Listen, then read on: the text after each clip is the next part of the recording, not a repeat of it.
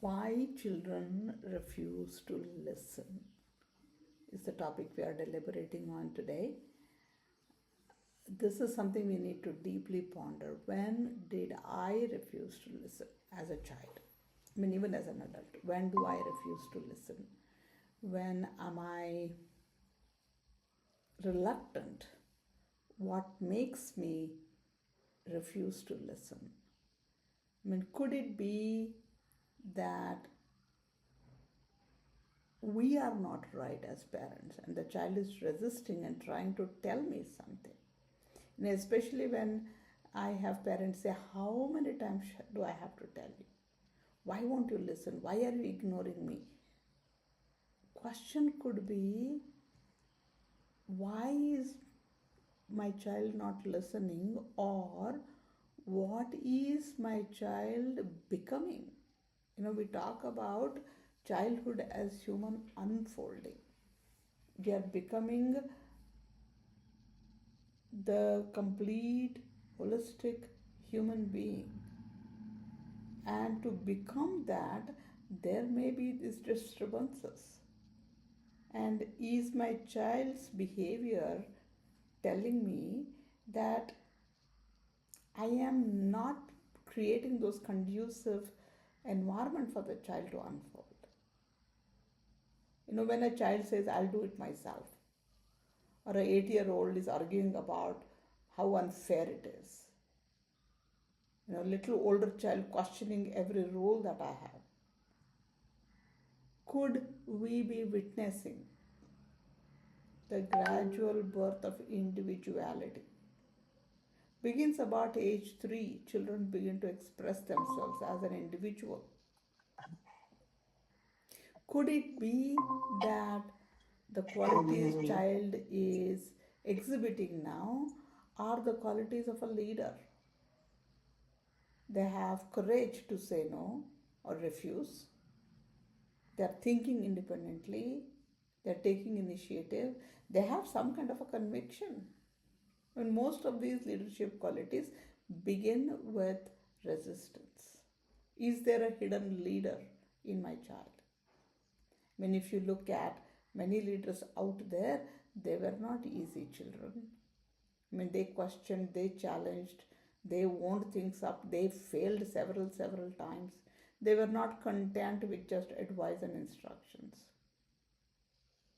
Maybe a child who is asking too many whys now could become an adult who challenges the injustice in the society, the wrongdoings, becomes a change maker, becomes an activist. Who knows?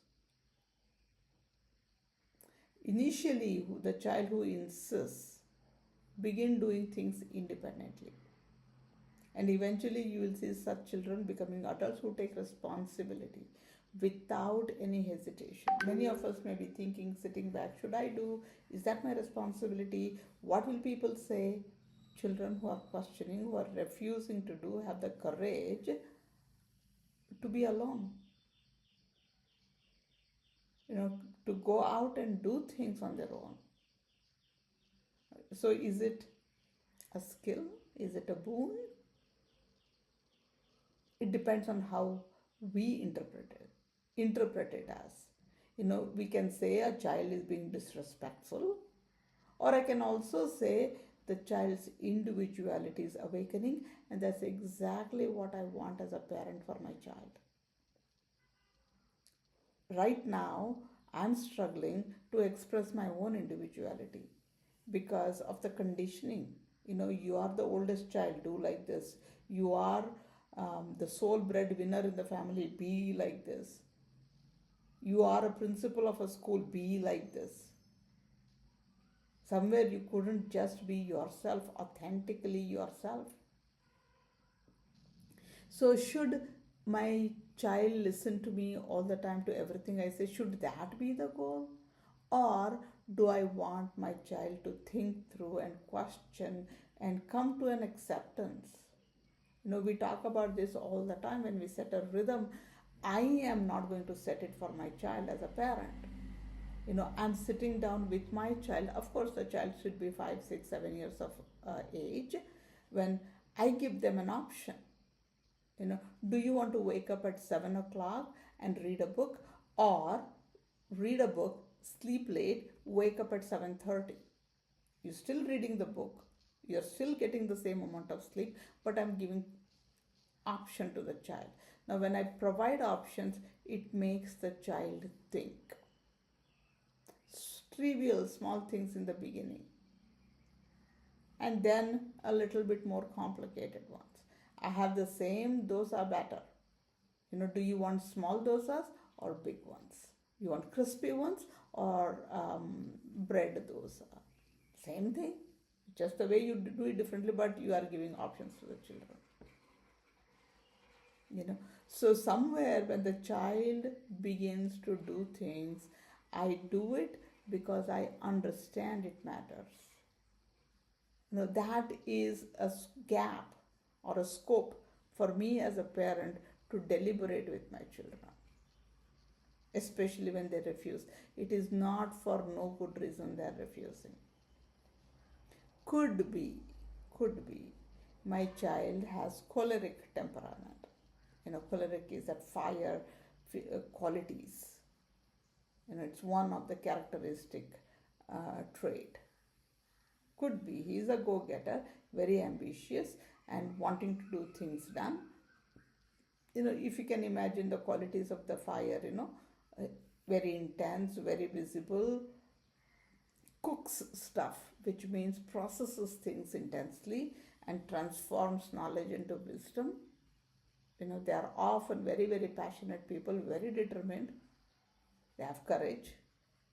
They are also quick to act and react. So when a child says, no, I don't want to do it, could it be that the child is reacting because he's not getting his way? And maybe his way is not always the right way. That's why we are here for. Right? To show them the right way. Now, I cannot tell them, this is not the right way you're doing, take this path. I cannot advise, I cannot instruct. I have to be a role model myself to begin with. Then I'm creating an environment where there are boundaries, where there are restrictions, but within that restrictions, the child has the freedom. You know, between 7 a.m. and 9 a.m., you can do anything you want on Saturday mornings. The same thing is not true Monday through Friday. Right? So that healthy boundaries is what we call it. You know, it's like a river. You just block the river, a big dam, then it will just flood everything out. You know, you build the bank, the bunds, it may overflow. It is strategically building the dam, strategically building the bunds. It's like boundaries that you're creating, yet allowing the river to flow. That's the freedom. All of us, every one of us, wants to be free. And that is where we are all struggling towards. I want to take responsibility. I want to be in control. I want the ownership. So I can feel the flow. And children or people, adults, anybody with different temperaments behave differently. You know, children with choleric temperament may refuse because they want their way. And children with sanguine may happily accept anything and everything. People with water element as their predominant temperament or phlegmatic quality, they may just be okay with anything that's given to them. And the earth element, the melancholics, may think through very, very deeply and take their own time, accept if it is right for them, otherwise reject it. Could be. And could be the child who is refusing, I have a choleric child on my hand. I have a future leader on my hand. So right now, I need to create an environment for them where it is conducive for them to express their resistance and reason it out. I mean, for younger children, I need to observe the child. When is he refusing? When is she not wanting to do certain things that I want them to? Observe the child. And there's typically a pattern. With little older children, when they start going to school, 6-7 years of age, We begin talking, we begin agreeing to that boundary that we are going to create together, give options to children to pick and choose. And it doesn't have to be that I set a rhythm today and that is etched in stone and set for life. No. We say this week we shall follow this. And if you don't like it as much, then we will come back and relook at it, change it next week a little bit. We do trial and error, so there is flexibility. It is not adult saying and everybody has to follow it. Because the more child feels controlled, the more they resist, the more they push back. The issue is not about homework or bedtime or cleaning up. At some time, it just becomes a battle for dignity, respect. The child is silently saying, do I have any say in my own life? They may not be using that language though. Somewhere the child feels suffocated. Right? So many of these power struggles are not really about the behavior, it's something underneath. There is something that is not feeling right for the child. So instead of more control, give them more responsibility. Instead of saying, because I said so, do it. Now, what do you think would be a good solution? Right? It's okay. I mean, child with their limited knowledge, with their limited experience, they'll come up with something. In fact, that is true even with adults. Somebody who is in power. I have an example where there is this boss who's an IITian, top ranking, theoretically extremely sound, very knowledgeable, and under him is a very practical engineer working. And the boss says, you don't have to try anything and everything. This is what the theory says, go back and do it. And the engineer knows, no, that's not going to work. Because real time, it's different. But then no, it's the boss who has to say, I said so, do exactly what I say. And then engineer doesn't work, they go back. And it's an insult now, ego clash to the boss. So instead, can we say, can we solve this problem together? So you say, I will do, and we go back and forth in saying and doing and experimenting and exploring, and something will work. The process is I can build that relationship with my child during that time. The child feels there is an adult supporting me.